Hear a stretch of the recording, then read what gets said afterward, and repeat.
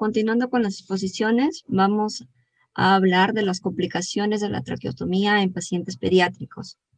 Soy la doctora Urteaga, del Instituto Nacional de Salud del Niño de San Borja, del Servicio de Cabeza y Cuello. Bueno, sabemos que las complicaciones de la traqueotomía son más frecuentes en niños que en adultos por dos factores, ¿no? Los factores predisponentes y comorbilidades médicas del que presentan los niños, como pacientes con malformaciones congénitas, tanto cardíacas, craneofaciales, y el otro factor son las características anatómicas y fisiológicas propias del niño, ¿no? Como tener una tráquea más superficial, delgada y fina. No, el mayor periodo de riesgo para después de una traqueotomía está entre los 7 a 8 primeros días realizada de la traqueostomía, por lo que el estómago no se ha formado aún completamente, ¿no?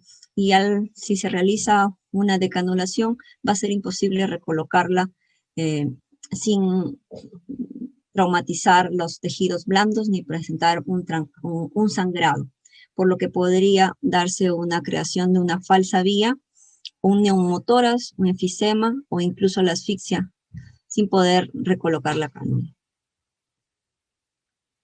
La tasa de complicaciones de una traqueotomía en la literatura se reporta alrededor del 40% y va a oscilar entre el 18 a 56%. Esto va a depender del lugar de estudio, de quienes realizan las traqueotomías en los niños, si es personal capacitado en niños, ¿no?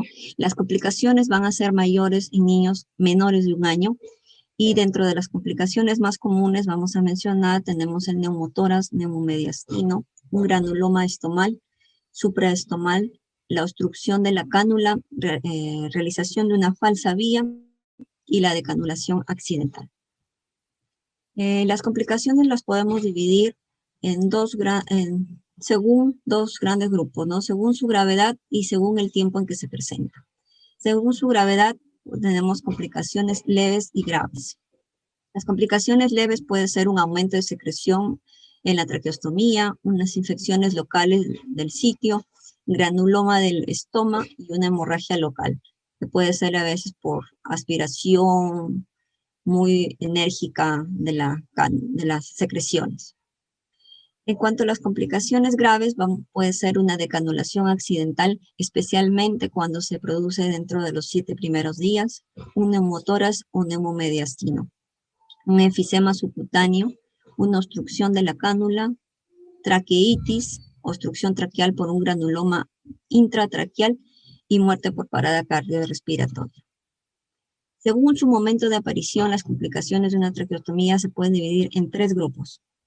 Tenemos las complicaciones perioperatorias, las cuales se producen dentro del acto quirúrgico o inmediatamente después. Entre estas vamos a tener una hemorragia, lesiones vasculares, neumotórax, enfisema subcutáneo, neumomediastino, atelectasia, lesión de los nervios laringeos recurrentes, lesión esofágica o muerte.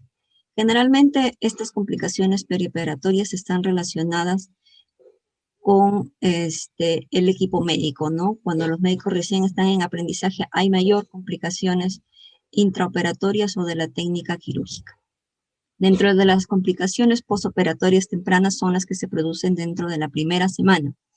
En esta podemos tener una falsa vía, una decanulación accidental, una obstrucción de la cánula, infección de la herida, hipoxia o hemorragia erosiva. Y las complicaciones postoperatorias tardías, que es el último grupo, son las que se producen después de la primera semana, como tenemos un granuloma estomal o supraestomal. También puede haber una decanulación accidental, obstrucción de la cánula.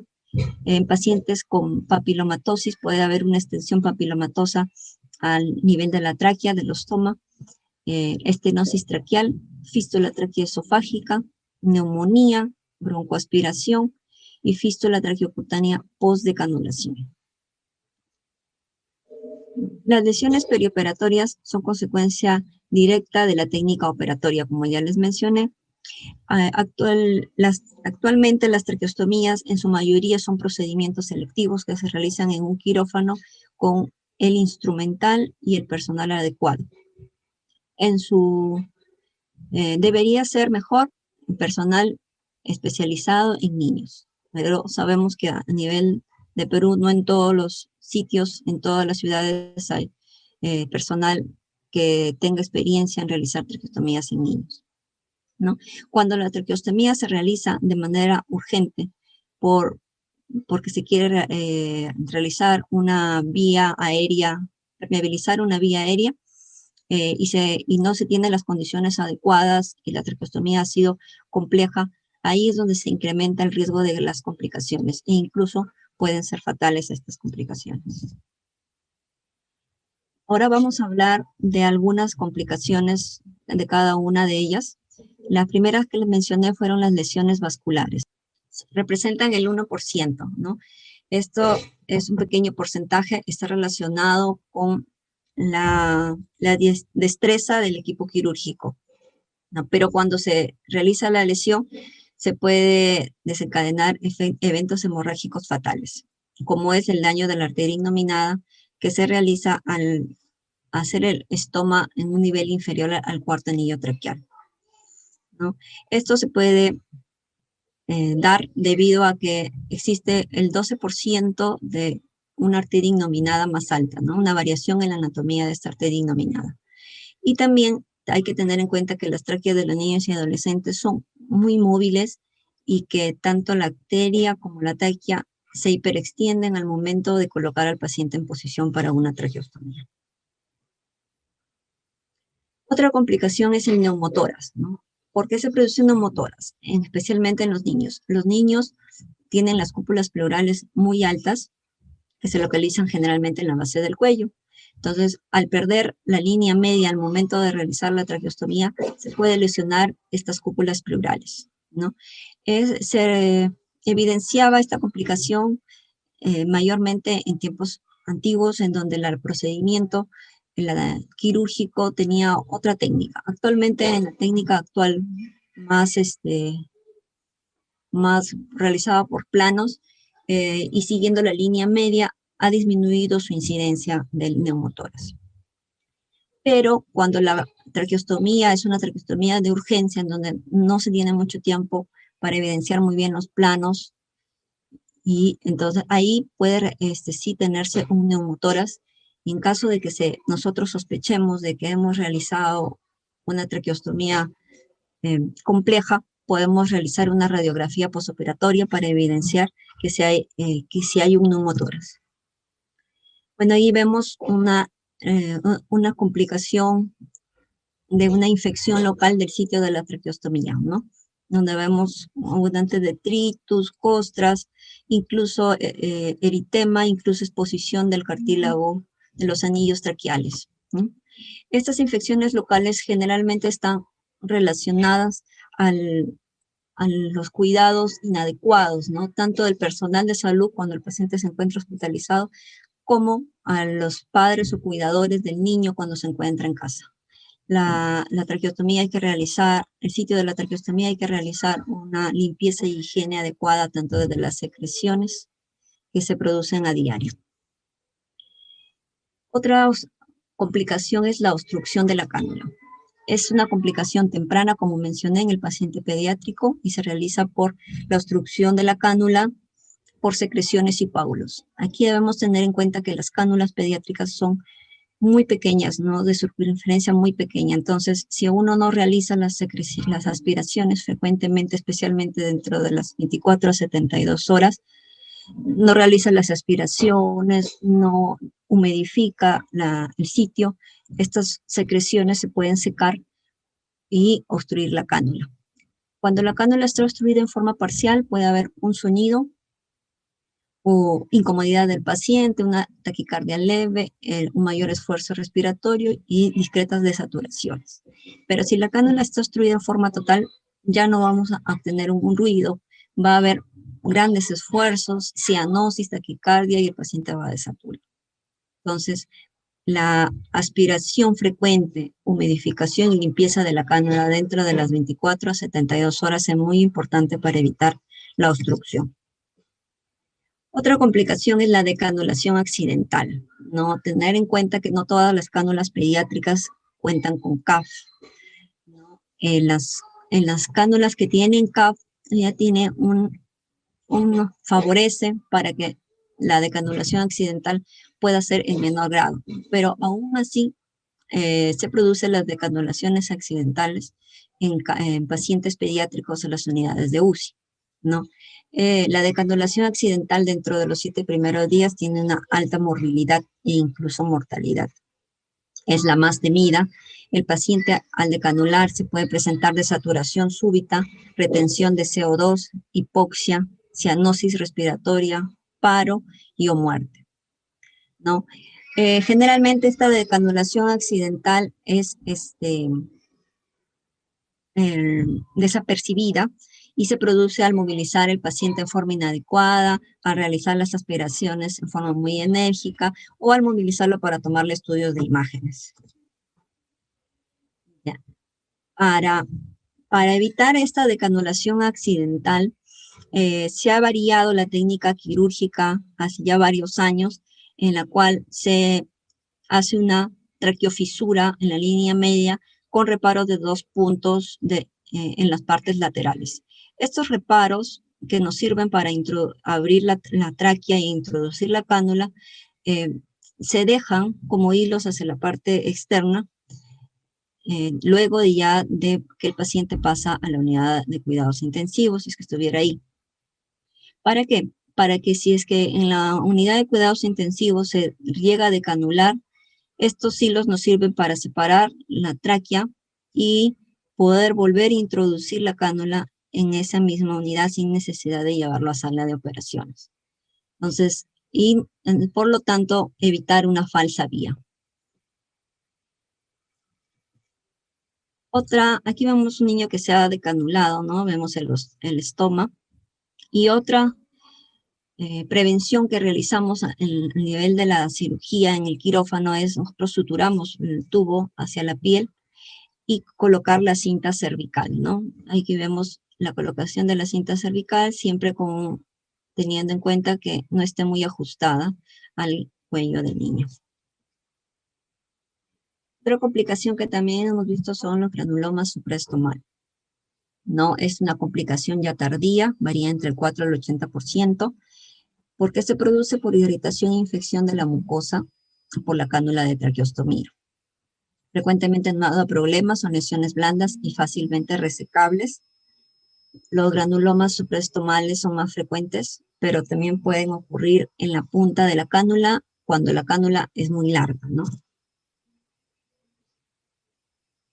En ocasiones, esta granuloma supraestomal se va a asociar a fibrosis marcada, neoformación de cartílago, como condritis crónica, y va a obstruir la luz y va a impedir la decanulación del paciente, aun cuando se haya sacado el granuloma por la fibrosis marcada que se ha presentado.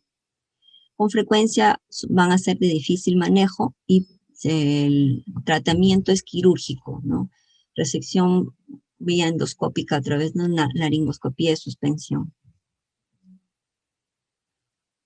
Ahí vemos una fotografía donde se ve un granuloma del estómago.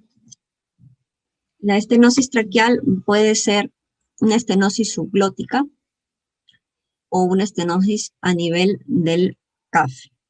La estenosis subglótica va a ser de origen iatrogénico, ¿no? Cuando la traqueostomía la hemos realizado demasiado alta a nivel del borde del cartílago cricoides. Entonces la curvatura de la cánula va a friccionar, va a formar granuloma, fibrosis y finalmente estenosis.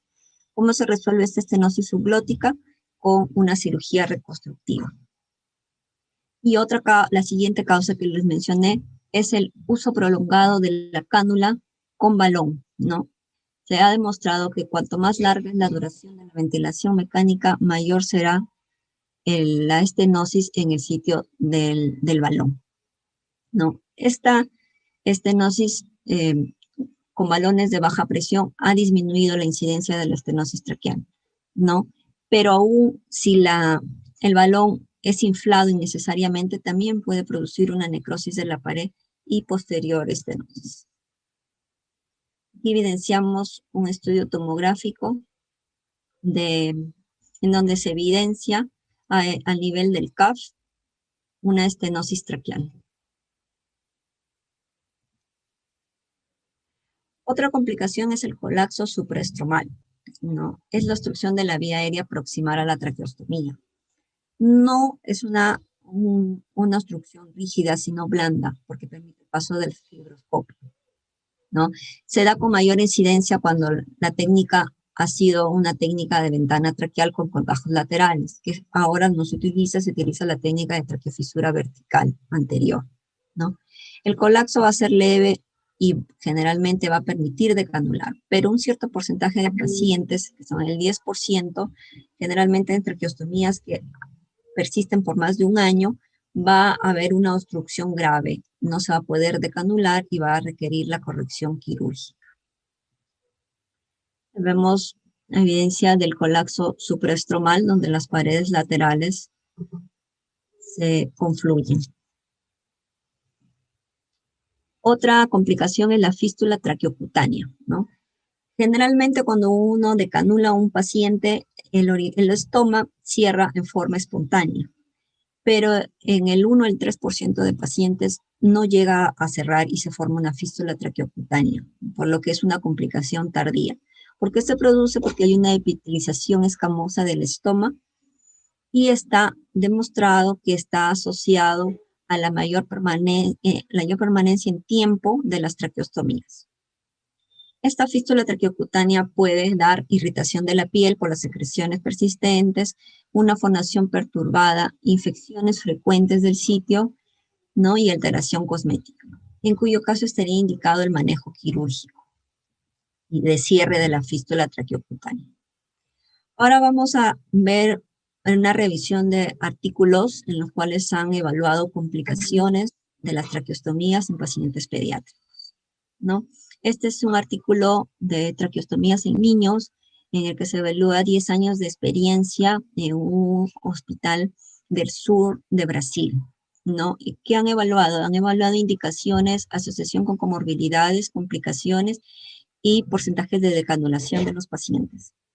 Se realizó de enero del 2006 a noviembre del 2015 y dentro de las indicaciones más frecuentes de que ellos tuvieron en ese estudio fue pacientes con glosoptosis, porque ellos son centro de referencia de pacientes con secuencia de Pierre-Robin. Otra indicación para realizar traqueostomía fue estenosis subglótica, seguido de faringomalacia. En este estudio, que fue un estudio retrospectivo realizado en el Hospital Las Clínicas de Porto Alegre, Brasil, en cuanto a las complicaciones, ellos encontraron que tuvieron el 8% de complicaciones perioperatorias, con el neumotórax, siendo el neumotórax el más frecuente, y el 6% de complicaciones posoperatorias tempranas, donde la vía falsa ha sido la más frecuente. Tuvieron un mayor porcentaje de complicaciones tardías comparadas con la literatura, como son granulomas estromales, supraestromales, obstrucción y decanulación accidental. Ellos lo justifican debido a la pobre educación y condición socioeconómica del sitio donde se realizó el estudio, ¿no? Y encontraron también que tuvieron una alta mortalidad del 32% comparado con el 14 al 19% que reportan en la literatura, justificado debido al alto número de pacientes que ellos tenían en cuidados críticos y con patología neurológica, no necesariamente por el procedimiento de la traqueostomía. Este es otro estudio en el cual se evalúa el riesgo de presentar fístula traqueocutánea en relación con el tiempo de permanencia de la traqueostomía, ¿no? También fue un estudio retrospectivo en niños realizado en el 2002 al 2011 y en donde demostraron que existe un mayor riesgo de desarrollar fístula traqueocutánea en niños cuando la cánula permanece mayor tiempo. Fue un estudio en el Hospital de Texas y para disminuir la probabilidad de desarrollar una fístula traqueocutánea, recomiendan que los pacientes pediátricos deben ser decanulados dentro de los 24 meses siguientes a la traqueostomía, de ser posible, ¿no? Si el paciente tiene otra patología en la que no se puede canular, no se puede canular entonces. Este estudio realiza la revisión de de varios artículos que se publicaron dentro de los años de 1985 a 2014, durante 3 décadas, en la cual ven las complicaciones y la mortalidad de los niños de estos artículos, comparan las complicaciones y la mortalidad de los diversos artículos, ¿no? Compararon 47 artículos en los cuales encontraron que la complicación más comunes fueron, en orden de mayor a menor, fueron granuloma, infección, obstrucción de la cánula de canulación accidental y fístula traqueocutánea post-decanulación. En la segunda y tercera década, la complicación más común fueron los granulomas, y en la primera década fueron los neumotoras y los neumomediastinos, ¿no? Neumotoras y neumomediastinos han ido disminuyendo su incidencia al paso de los años. Entonces, tenemos que la traqueostomía es un procedimiento que no está exento de complicaciones. Es más, en los pacientes pediátricos, como las que hemos mencionado, tenemos varias complicaciones. Algunas están relacionadas con la capacitación del personal médico y también con los cuidados postoperatorios de estos, tanto del personal médico como de los familiares que realizan el cuidado del niño. Por lo tanto, para la prevención de estas complicaciones se recomienda una especial atención en el postoperatorio inmediato, así como la capacitación continua del personal de salud, los padres y cuidadores de los niños, para que disminuyan reducir las complicaciones y mortalidad después de este procedimiento. Muchas gracias.